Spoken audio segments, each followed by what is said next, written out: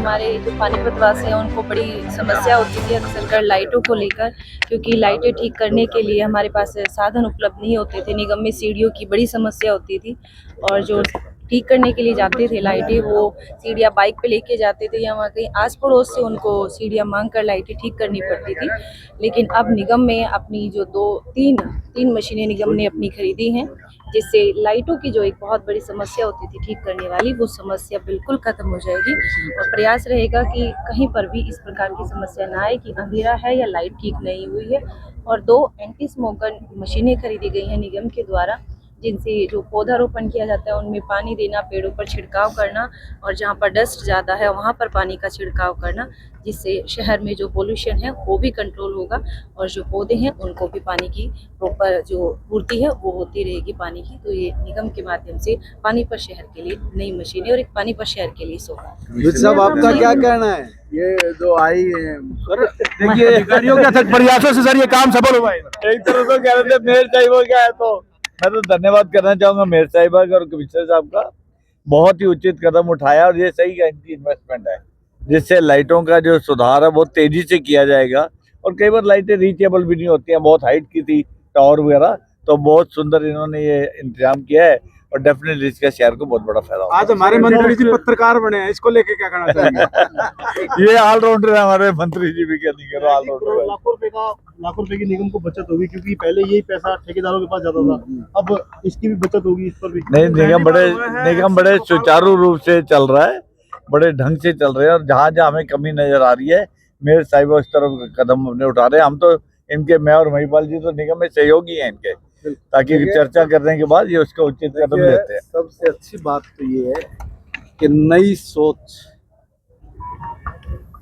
तकनीक के साथ जुड़ी हुई है, इसलिए इस शहर को तकनीक का लाभ भी मिले और नई सोच अपने हिसाब से नई सोच है। इधर भी नौजवान है, इधर भी जवान है, तो बीच में भी जवान है।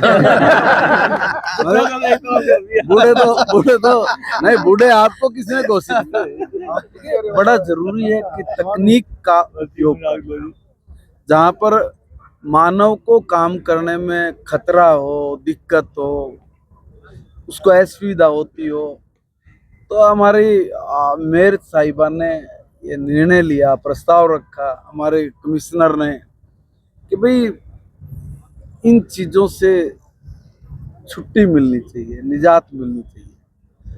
आखिरकार इन्होंने जो एक सपना देखा था और जो शहर के लोगों से कमिट किया था कि हम लोग को आप आशीर्वाद दीजिए, आशीर्वाद आप देंगे तो हम कुछ अच्छा करेंगे, नया करेंगे।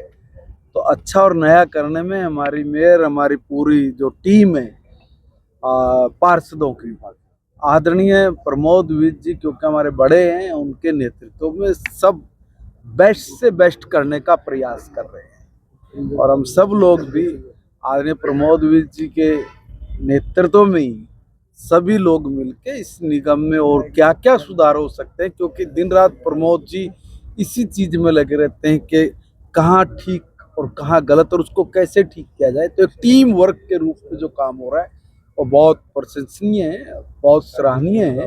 मैं आदरणीय विज साहब का और आदरणीय मेयर साहब का बहुत बहुत आभार व्यक्त करता हूं और सभी पार्षदों का और आदरणीय मनोहर लाल जी का, जो समय समय पे भी हम सबका मार्गदर्शन। मंत्री जी, कल अटल पुल का भूमि पूजन हुआ है, मनोहर लाल खट्टर यहाँ पहुंचे थे, भूमि पूजन किया गया। शहर के लोगों की मांग थी कि शहर को जाम मुक्त किया जाए, क्या लगता है ये जो बिल्कुल होगा? देखिए, प्रमोद विज जी पिछली विधानसभा में भी 2-3 कामों पे शुरू से लगे। एक काम कि हमारे जो फ्लाईओवर के नीचे जीटी रोड है, इसका चौड़ाकरण कैसे किया जाए, और दूसरा, अगर मैं ठीक हूँ, 3 से 4 बार National Highway Authority of India के लोग भी आए और उन्होंने बरसत रोड पे कैसे इस पुल को उतारा जाए, गुआना रोड पे कैसे उतारा जाए, संजय चौक पे कैसे उतारा जाए, लाल बत्ती को कैसे कनेक्ट किया जाए।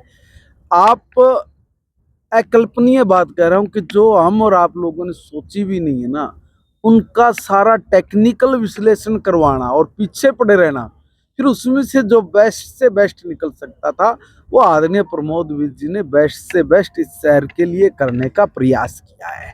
और इसमें पूरे शहर को, जो निगम का पूरा एरिया जिसमें मेरी विधानसभा भी आती है, आदरणीय प्रमोद जी की विधानसभा भी है, तो बिना किसी भेदभाव के ये तय किया गया कि भी इस सारी समस्या का समाधान करना है। तो उसमें टेक्निकल जो बड़ी कठिनाइयाँ होती थी उन सब के रास्ते बताना, उन सब के लिए लड़ना झगड़ना, संघर्ष करना, यही तो संघर्ष है।